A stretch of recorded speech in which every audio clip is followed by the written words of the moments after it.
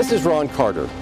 As we continue our search for the arts and culture treasures throughout Butler County, Pennsylvania, we sometimes find that the journey is as much a part of the adventure as the destination, as is the case with the Musical Theater Guild in Butler and the Glass Blowing Center in Hilliards. So let's hit the road on Show Reel.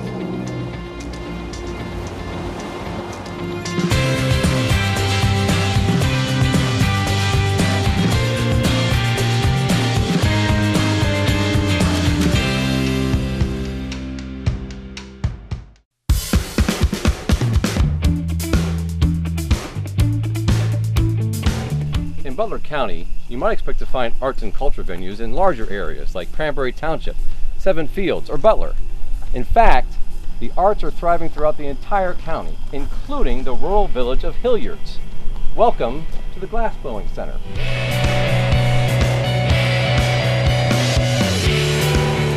I am with Elaine Donor, the owner of the Glass Blowing Center here in Hilliards, Pennsylvania. Elaine, thank you for joining us for Show Reel. Thanks for being here. This is a really gorgeous place, but how did this all get started? How did the Glass Blowing Center come to be in the village of Hilliards? Well, back in 2005, we were renting on the main road and our rent got too high, so we decided to build this in our backyard, and we've been here ever since. Fantastic. How long has that been? Well, since 2005, so about 13, 14 years now at this location. And how did you even get interested in glass blowing? Well, my husband, back when we lived in New York, he saw a flea market where they had a glass blower and became fascinated with it and would go back every weekend to watch him work, and that's what got him started. So eventually he bought a torch, and 22 years later he's still doing it. So Tom is the artist Yeah. of the pair. Yeah. He's the one that creates many of the displays that are out here today. That is correct. However, I have a consignment shop with 30 different artists, so it's people from across the United States. Wonderful. And some of the pieces that are here, you had mentioned that they're from all over the United States. Are some of them local? Yes, I have a few students that live right around the corner that contribute, as well as Pittsburgh, but we have people from Oregon and across the United States as well. So from every state, basically. Wow. So the artwork that's represented here truly is from all over the country, all 50 states, you're saying? Absolutely. And what kind of visitors do you get out here? Well, we have free demonstrations for the public. We do group demonstrations by appointment, so we have scout troops, senior centers, everybody's welcome. And starting at 12 noon daily, we demonstrate for people that pop in, so you don't need an appointment to see a free demonstration. Fantastic. So how large are these groups? I mean, do you get a lot of people in here? We can have up to 75 people or even 100 people at a time. Wow. Large groups, but we can have 10 people. Everybody's welcome. It doesn't really matter the size. So if you're here just walking in after 12, you'll be happy to give them a demonstration, but of course it's better to make an appointment. Yeah, absolutely. Basically, right over here are some of my husband's little demonstration pieces that he does. So generally, he'll make a little solid sculpture in about 10 minutes or so. Is this here? These here. Actually, this. All right, we'll get this set aside. Like this dolphin. Oh, wonderful. It's made out of a solid rod, just using gravity. There are no tools, so he can do one of these in a few minutes. These garden flowers are done out of a tube, so he can show you glass blowing. So generally, it's about 10 minutes or so. Fantastic. I guess I got to be careful with these. They make very nice chimes, but they probably aren't meant to be chimes. So I'm just going to put this back here before I have to buy the entire place out. What kind of things do they learn? Sure, they learn this basically what glass is made out of, which is sand. They learn about the raw materials, natural glass. He'll talk about solid sculpture, making a solid sculpture out of a solid rod. Then he'll take tubing and make ornaments. And then there's a question and answer session at the end. So wherever they go and they say glass, they'll have an idea of how it forms. Wonderful. And if I were to want more information about the Glass Blowing Center, is there possibly a virtual place I might go to get information like that? Yes, our website is glass123.com. Glass123.com. That's Yep. very easy to remember. Yes. Elaine, this has been a great visit in the gift shop here, but we're going to move on into the demonstration area and the teaching area and see how these wonderful glass pieces of artwork are made.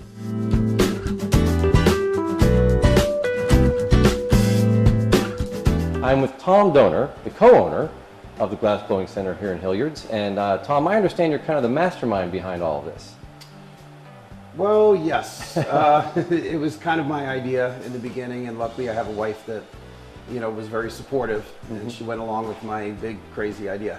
Well, Elaine gave me a little bit of information about how you first took an interest by visiting a flea market in Long Island. I guess over 20 years have gone since then, but what really struck you about glass blowing, and then where did you take it from there? Well, what really struck me was that the guy was starting out with just solid rods and hollow tube. Okay, that's the only material that he worked with.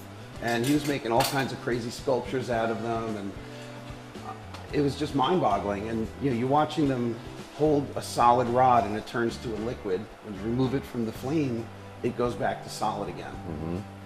Like I said, mind-blowing. So there was nobody around to teach at the time, but he did recommend books and videos to me. One of them was a series of videos by a man named Lewis Wilson, and the other one was a book by Bondu Scott Dunham. Bondu, we have a building named after him. We also have the main building here, which is named after my hero, Lewis Wilson. Really? Yes, this is the Lewis Wilson building. Over the years, we became friends. He came here for a couple of our conventions. We dedicated the building to him. And his reaction was, I thought you had to be dead to get a building in your name. But yeah, that's pretty much how I started. Books and videos. This is way before the internet was big, long before YouTube. Right. I would sit there in front of the television set. My wife thought I was nuts, but I would practice spinning the way Lewis would. Okay, learning all the different hand motions. And eventually I bought a torch and started doing it for real. So truly amazing. You are self-taught at this. Yes. And I'm sure hoping that you're going to light something on fire here very quickly. Yep, everything except myself. Right, excellent. And not me either, I appreciate that. No Because problem. polyester doesn't burn, it melts. So this is a very unique torch that I have here. It was originally made in Belgium, and I had it modified several times. I can go from a single flame. All right, every time I take it up a notch, okay, I can just go all the way up to the largest flame. Part of the customization process of this torch. I don't know if you ever saw the movie Spinal Tap, where their amplifiers go to 11. I had this renumbered, so my torch actually, instead of going 1 to 6, 1 through 6, it goes from 2, 4, 6, 8, 10, 11. Well, it's one louder. That is great. Okay, so what I'm going to make here is a Christmas ornament. Start out with this, what we call profile tubing. This profile tubing was extruded with some lines in it. And this normally comes in 4 to 5 foot lengths, depending on the manufacturer. Very cumbersome to work with. So what I do is heat it up, stretch it into handles, and that is what we call a point. And we're doing this without gloves. Fantastic. Excuse me? We're doing this without gloves. Oh yeah, glass is a very poor conductor of heat, so my hands will never get hot. I have to introduce this into the flame slowly. I'm working with what's commonly referred to as Pyrex, but it's the composition of it is borosilicate. You see how close my hands are to where it was heated. Absolutely. Okay, some glass blowers like to puff into the tube like this. I prefer a blow hose. It allows me to hold it in different directions as I puff into it. Now, even though you're watching me blow glass, technically I'm not a glass blower. I'm what they call a lamp worker. And a lamp worker is anybody who works on a bench torch like this. It's a term that comes from the Middle Ages when they used to use an oil lamp, and underneath the bench they would pump a bellows to add air to it to make the flame hotter. So I'm keeping this nice and straight, or on axis as we call it.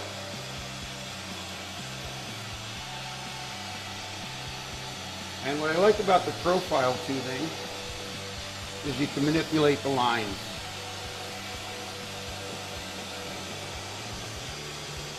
Incredible. So as I heat it, I'm just kind of giving it a little spin.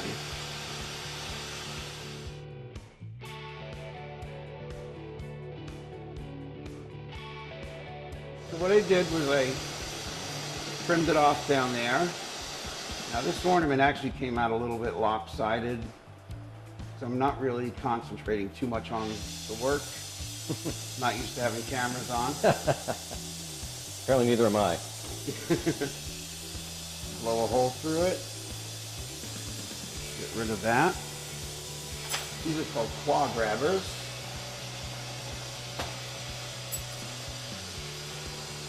So I can hold the hot glass.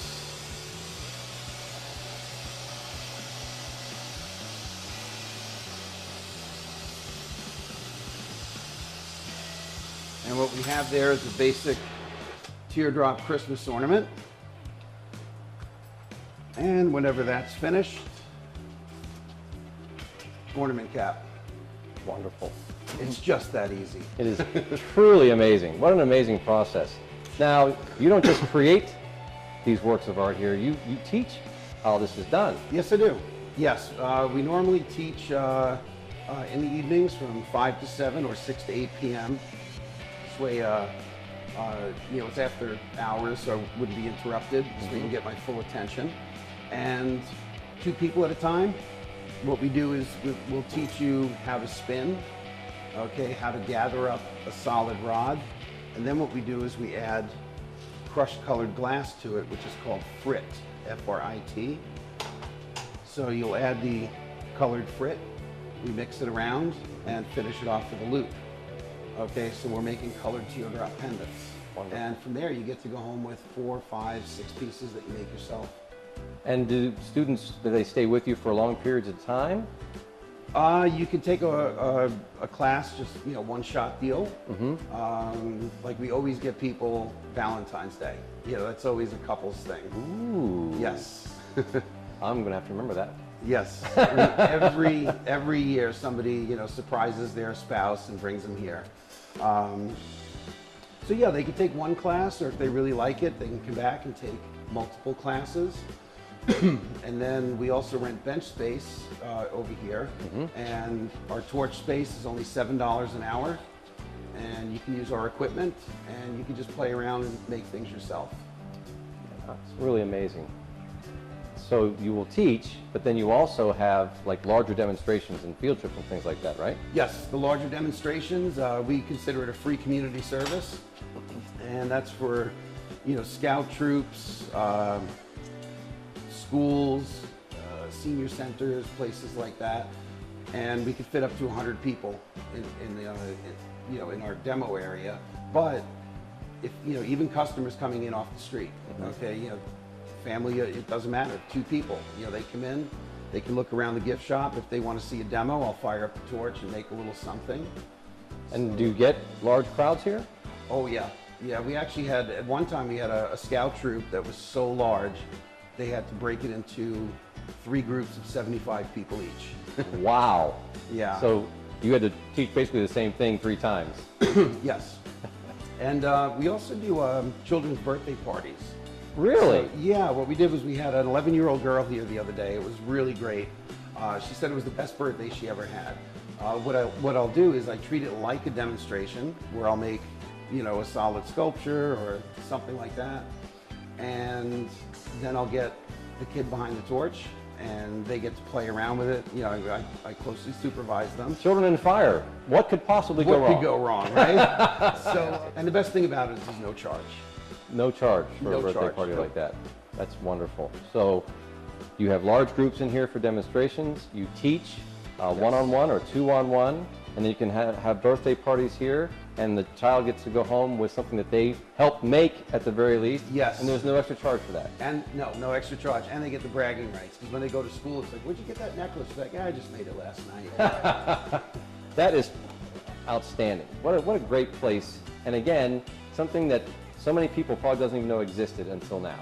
Yeah, we are a little bit tucked away, which some people don't like, but some people do.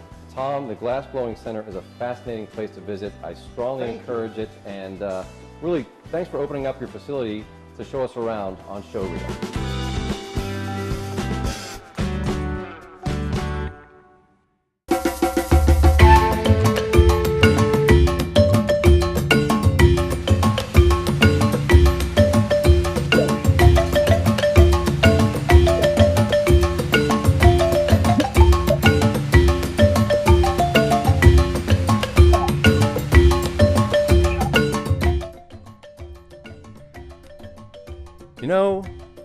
I've heard about certain venues facing challenges because of location, but the Musical Theater Guild,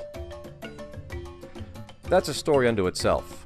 But once you find your way through Memorial Park to their venue, it's completely worth it. Oh! I am with Eric Snyder and Barbara Oshie of the Musical Theater Guild here in Butler. Thank you for joining us for Show Reel. Oh, thank you for having us. What can you tell us about the Musical Theater Guild, other than the fact that you cannot get here from there? I mean, I swear, as we were wandering around Memorial Park, that I could hear banjos. Yeah, But other we than get that that- a lot. People have a difficult time finding us. Anyone that's familiar with Memorial Park, you just have to go clear to the back, as if you're going into the woods, and they can find us there. I see you did there, like a show reference. Yes, we are musical theater, so that's part of us, you know. Fantastic. But how did all this get started? Well, it's kind of a funny story. Back in 1962, there was a barber named John DeRose, and he did a lot of work with United Community Travelers Trust Fund for Special Needs Children. And one of his patrons was Carl Nade, who was very active in local theater. So he approached Carl with an idea of doing a fundraiser, preferably a musical. Okay. So Carl went to some of his theater friends, because he's very involved in theater, Bill Leonard and a few others, and they decided to do a musical. So the first show that they did was called The Pajama Game, and Carl produced it, Bill Leonard directed it, and two very popular local talents, Claudette Sanzotti and Wilbur Dunbar, starred. It was so successful, they sold out 2 performances. They did the show at the Butler High School, which had just opened. Oh, so basically you're in a brand new venue at that point. Pretty much, yeah. And they made over $2,000, which was pretty good at that time because they only sold the tickets for like $1.50. Wow, that's fantastic. So that's how it came about. And they had such a good time doing it, and it was so successful, they decided that they should do more shows because it was a good way to give back to the community and be able to help local charities. So in '63, they became incorporated and registered as a nonprofit, and then they started doing a show every year during that time.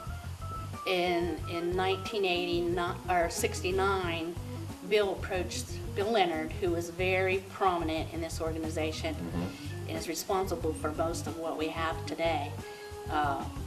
He went to the city and made an agreement with them to lease us 2 acres here where we are now. So in 1970, they started building the other side, which was basically a scene shop and a place to store costumes and scenery and that sort of thing. So it took us from like 1970 to like 1984 to raise enough money to start this side of the building. And the first show that they actually rehearsed on this side was in '85, and it was Camelot. The building wasn't finished, but it was finished enough to the point that they could use it. Sure. And then in '88, it was finally completed, and they did a show here, and the dedication was called The Fantastics.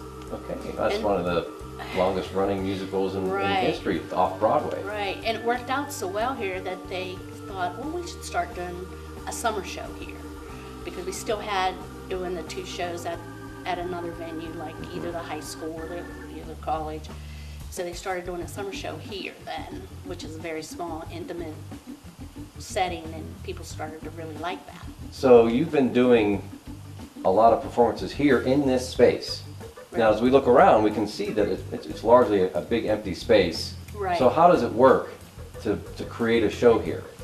Well, we completely turn this empty space into a theater. We have risers that we set up and cushy chairs, and we set those up, about 70 or 80 chairs. And the good thing about this venue is that we can put the stage anywhere.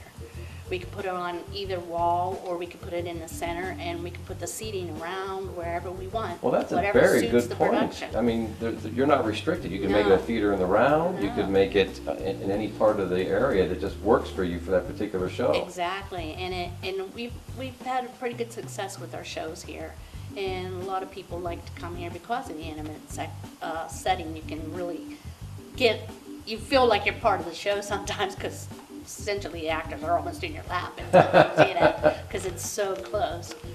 That's wonderful. So those situations where these audience members are so close to you, or so close to the performers, they almost become a part of the show. But then you're also involved from the standpoint that you're just so close and so. It's true. It's really like you're a part of the show. It's true, and And only 70 or 80 people will fit in here. right. So sometimes, tickets are limited, so you have to get your tickets, in advance, or like we just finished doing 6 performances of Nonsense here this summer. We sold out all 6 performances, Fantastic. and that was pretty good. Well, that's a good show. Sure, People really love sure. that People show are 'cause familiar they with that makes one. them laugh. And we've been doing this for 55 years. Incredible. We've done over 163 performances roughly. We've done shows at the Knights of Columbus. We've done shows for them. We've done shows at the Sawmill Theater in Cook's Forest. And then, of course, at the junior, senior high, intermediate high, and the Suck-Up, Where are you performing primarily these days? the Butler County Community College Suck-Up Theater. Theater. Great. That's a very nice venue for It us. is. We had an interview previously with Larry Stock, and they've got a great program there as well. Well, Larry works with us too. He's actually directing our current production. Oh, fantastic. So all the organizations, the performing arts organizations kind of work together, and we all go back and forth between. But people don't realize how much talent there is in this county. If you've never come to a production, you should actually check it out, Excellent. because we do have a lot of talent, and everyone is volunteer. No one gets paid to do a show here, except the orchestra, Of course, of course. that you have to pay them. But Well, a little bit more of the history. It wasn't just live performances. I mean, there are other children's shows by chance. yes, we had a girl involved with us. She used to do props all the time. Her name was Mary Jo Moon. And we started doing puppet shows for children at schools and churches. And these are the puppets. Oh my goodness. Now, Carrot Top What was are in these? Carousel back in 1963. That's how long she's been around. This puppet's been around since 1963. Yes, and so Have all has these been this that one. way? All these. And the kids Oh my loved goodness. the puppet shows. It was so much fun just to see their faces. The kids love all the puppets, including all the this puppets, one. including Ronaldo. You'd think that they He looks a wouldn't, little but frightening. He is a little frightening, but It's like, oh, here I come! Ah, get away, kids, get away! yeah. So Fantastic. that was a lot of fun. We used to do that. Oh, we haven't done it for a good many years because Mary Jo passed away, and so we haven't done puppet shows for a while. But we do Oh, other that's children's great. shows. We'd love And to we see more of used to that, I'm have, sure. used to have a group of singers, the MTG singers, and they used to go around and perform it, for different Mm-hmm. organizations, and they've done things with the Butler Symphony. So we've done a lot of performing in and around town, and That's amazing. So that's quite a colorful history that the Musical Theater Guild has. and That's Neil. wonderful. And Eric, how long have you been involved with the Musical Theater Guild? I did my first show down here in 1982, And what show was that? Jesus Christ Superstar. Oh, I see. That is a popular one. And what role did you play? I played one of the disciples. I played Bartholomew. Oh, that's fantastic. So you really do have quite a history with the Guild here, right? Yeah. And you're currently serving as its president, is that correct? Yes, I am. And if I wanted to find out about what was happening this season at the Musical Theater Guild, what can you tell me what's coming up? Oh, well, a good place to find information is on our website at www.mtgbutler.org. But we're doing 3 shows this year. We're doing Beauty and the Beast, Disney's Beauty and the Beast. Okay. We're doing First Gotta Date. get that Disney in there. Oh, yeah, you Yeah. have to. The lawyers, you'll hear from the lawyers. So Disney's Beauty and the Beast. First Date Okay. and Jerry's Girls. And what's coming up first? What could possibly be coming Disney's up first? Beauty and the Beast. Our season, our tickets are currently on sale for this show. And the dates are? Let me think. October 13th, 14th, and 15th. Fantastic. And we're this is going doing, to be produced where? It's Suck Up Theater Suck Up at Theater. Butler County Community College. Fantastic. So that is the first show of a 3-show season, it sounds like. Is that right? Yes, it is. Okay. We have 4 performances. There was a special matinee added Saturday at 2 p.m. Oh, fantastic. So Under you're already adding shows. Sponsored by Butler Eagle.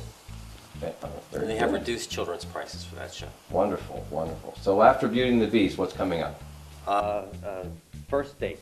Okay. First date. And what time of the year is First Date going to happen? It happens April 20th and 21st, and the 27th, 28th, and 29th. Okay, and is that going to be, 2018. will that be in this space or is that going to be Yes, it'll be someplace at else? the William A. Leonard Performance Hall, right in this room. Fantastic. And then the next show after that would be? Our summer show is Jerry's Girls, and that is July 13th and 14th, and the 20th, 21st, and 22nd of 2018. All right, terrific. And that again will be down at William A. Leonard Performance Hall. We noticed, of course, the William A. Leonard sign as we came into the space today, and it sounds like he was certainly an integral part of He the was. of the development of Musical Theater Guild. And so, why is his name on the plaque outside? Well, Bill Leonard is responsible for most everything that we have here. He dedicated his life to Musical Theater Guild and local theater, and everything that we have is due to Bill because he worked so hard at making this organization successful and getting the volunteers and the donations and everything. And Bill, I started here in '79, and Bill was always here. And he taught me so much, and he taught all of us so much about how to do theater, how to build scenery, and how to produce a show, and all that. And everybody just loved him, and we referred to him as Uncle Bill because he was just like that to everyone. He was like your uncle. Fantastic. So he loved Yeah. everybody. He Yeah. loved teaching. He loved sharing his knowledge of theater and making sure all the programs were going on And here. then he got sick, and in 2009, I was president then, and some people approached me and they said, you know, Bill has done so much for the organization, we want to do something for him. So that's when we decided to rename this rehearsal hall side in his honor. At that time, it was in his honor. Now he passed away, so it's in his memory. Okay. And that's the William A. Leonard Performance Hall. And we wouldn't have what we have now if it wouldn't have been for Bill. And of course, you know, they had the charter members like Carl Maid and a few other that got everything started. But Bill was a very important part. That is absolutely terrific. And then I also heard something about that the Guild has memberships, and how does that work? Yeah. Yes, if you purchase a membership, you can vote for officers Okay. at our annual meeting. So That's you're actually another involved. good So way. you're actually being, if you become a member, you become involved in what happens with the organization. Yes, you do.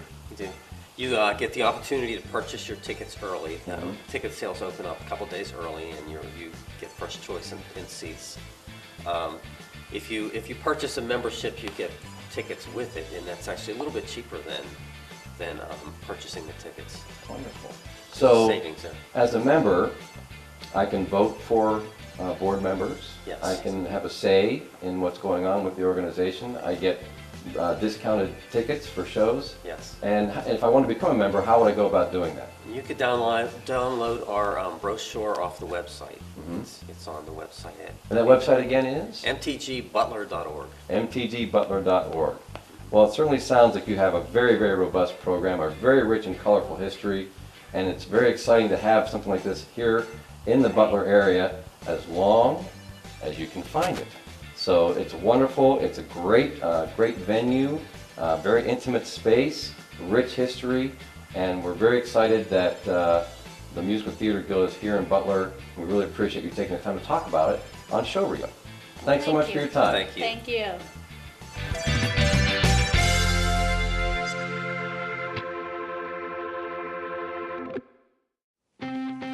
On today's episode, we found that arts and culture are thriving even in the more remote parts of Butler County, Pennsylvania. And there's still more to discover. So be sure to join us next time on Showreel.